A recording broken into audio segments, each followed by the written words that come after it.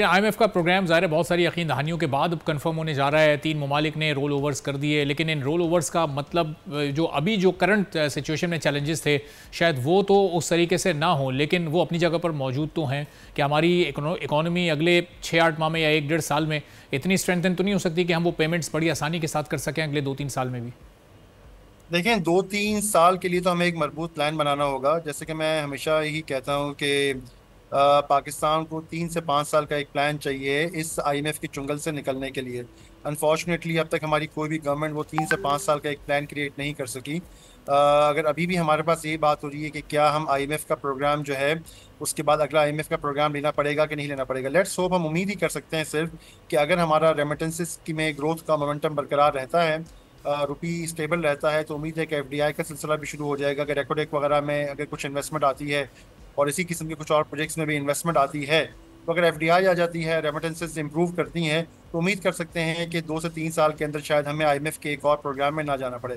लेकिन उसके लिए एक बड़ी कॉम्प्रहेंसिव किस्म की प्लानिंग करनी होगी। जैसे कि मिसाल के तौर पर अभी आप ये देखें कि कॉटन की जो पैदावार है बहुत ठीक ठाक कमी आई है उसके अंदर, तो आपको कॉटन मिल्स अगर इंपोर्ट करनी पड़े फॉर एग्जांपल, और टेक्सटाइल इंडस्ट्री के लिए, तो ये एक बहुत बड़ा एडेड प्रेशर होगा बजट हमारे फॉरेन करंट अकाउंट के ऊपर और ट्रेड डेफिसिट के ऊपर, अगर हमें जो जो कॉटन बेस को इंपोर्ट करना पड़ गया। इसी तरह अभी हमारे जो टैक्सेशन के हवाले से भी बहुत सारे सेक्टर्स के अंदर अनसर्टेनिटी है, एक्सपोर्ट ओरिएंटेड सेक्टर्स के अंदर भी। तो अगर हम IMF IT के सेक्टर जिसमें हमारा बड़ा इन्हिसार है उसको अगर हम बूस्ट नहीं कर सके, नेक्स्ट लेवल पे नहीं लेके जा सके, तो उसका क्या होगा। तो मैं समझता हूँ कि ये अभी एक उम्मीद की एक किरण ही सिर्फ जागी है अभी। लेकिन अभी अगले 1 साल के अंदर सिनारियो क्लियर होगा कि हम किस डायरेक्शन में जा रहे हैं। लेकिन अगर जैसा कि मैंने कहा कि रेमिटेंसेस में इंप्रूवमेंट आती रहती है, कॉर्पोरेट अर्निंग्स बहाल रहती हैं और FDI का सिलसिला शुरू होता है, और जो हम, लेकिन उसके साथ एक बहुत बड़ा मसला ये है कि गवर्नमेंट कितना पैसा मार्केट में डालेगी। क्योंकि अभी जहां IMF के प्रोग्राम की बात हो रही है वहां पे 650 अरब के गालिबन एक मिनी बजट की भी बात हो रही है।